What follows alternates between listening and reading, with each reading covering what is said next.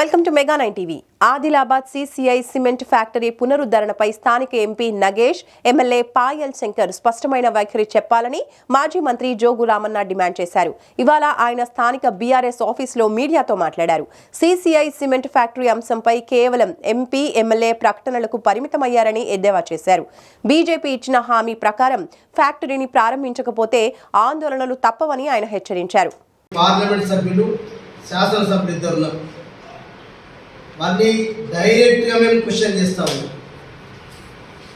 ఈరోజు మీ ప్రభుత్వం యొక్క వైఖరి సిమెంట్ కార్మికుల ఇండియా పైన స్పష్టంగా జవాబు చెప్పాలని చెప్పి నేను స్థానిక పార్లమెంట్ సభ్యుల్ని, శాసనసభ్యుల్ని, బీజేపీ ప్రభుత్వాన్ని క్వశ్చన్ చేస్తా ఉన్నాం. ఎందుకంటే మీరు ఇంకా ఎన్ని రోజులు ప్రజల్ని మోసం చేస్తారు, నిరుద్యోగుల్ని మోసం చేస్తారు, భూ నిర్వాసితులను మోసం చేస్తారు. మీ హద్దు దాటిపోయింది. మీరు ప్రకటనకే పరిమితమైనరు.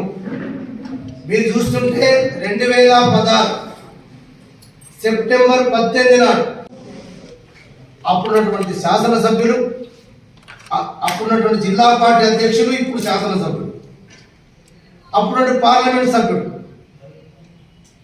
స్వయంగా సిసిఐ చుట్టూ తిరిగి 100% ఆనాడు తెలంగాణ విమోచన దినోత్సవంలో మాట్లాడి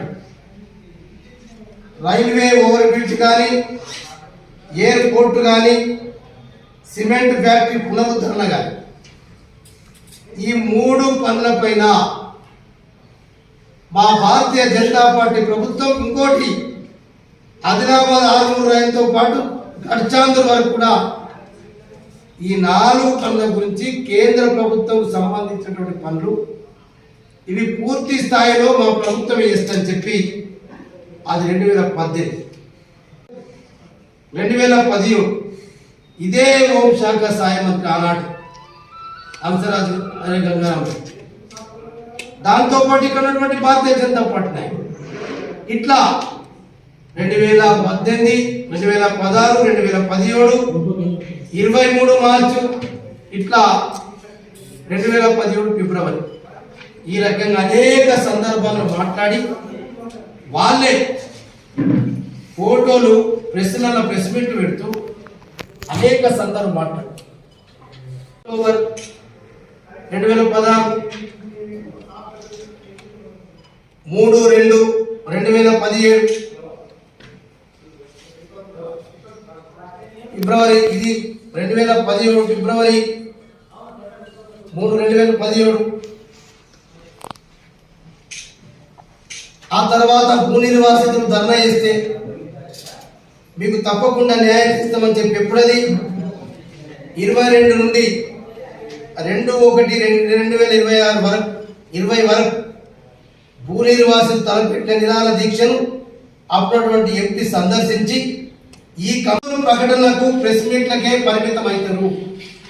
నిరుద్యోగ యువతి యువకులకు ఉద్యోగాలు వస్తాయి, ఆదిలాబాద్ బాగుపడుతుందని చెప్పి మీరే చెప్పింది కదా.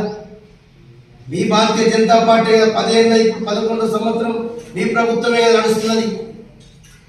అందుకే డైరెక్ట్గా భారతీయ జనతా పార్టీ ఇప్పుడు పార్లమెంట్ సభ్యుడు, స్థానిక శాసనసభ్యుడు, మరి మీకు ఇప్పుడు ఎవరడ్డం వస్తుంది? దానిపైన ఖచ్చితంగా చెప్పాలని చెప్పి ఈ రకంగా మేము ఆనాడు అనేక సందర్భాలు మా ప్రభుత్వం ఉన్నప్పుడు రాష్ట్రంలో ఆనాడు అందరూ, అన్ని ప్రజా సంఘాలు, ఒక భారతీయ జనతా పార్టీ మీద అన్ని రాజకీయ పార్టీల నాయకులు కూడా మద్దతు ఇచ్చి అనేక కార్యక్రమాలు చేసాం. సీసీఐ ప్లాంట్ ముందర నిరసన ధర్నా కానీ, కలెక్టరేట్ ముందర ధర్నా కానీ, జాతీయ రహదారి దిగ్బంధం కానీ, బైక్ ర్యాలీ కానీ, ఆదిలాబాద్ బంద్ కానీ, ఇన్ని కార్యక్రమాలు దాదాపు ఒక 16-17 కార్యక్రమాలు మరి తీసుకోవడం జరిగింది. దాని తర్వాత 40 దీక్ష చేస్తూ ఆనాడు మా ఇండస్ట్రియల్ మినిస్టర్ కేటీఆర్ గారు ఈ సిమెంట్ పరిశ్రమ తిరిగి ప్రారంభించడానికి మరి కేంద్ర ప్రభుత్వం తగిన చర్య తీసుకోవాలని చెప్పి మేము ఆనాడు